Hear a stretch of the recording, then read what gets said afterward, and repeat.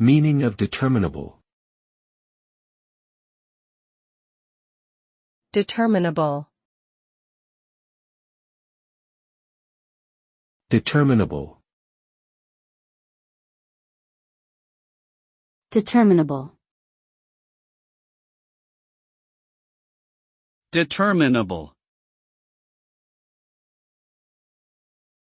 The word determinable refers to something that is capable of being determined, decided or settled.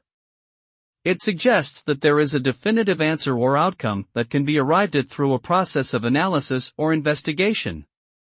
The term is often used in legal contexts, such as in reference to property rights or contractual obligations, where the terms of an agreement or the boundaries of a piece of land may need to be determined in order to resolve disputes. In essence, determinable implies that there is a clear solution to a problem or question that can be arrived at through careful examination and evaluation.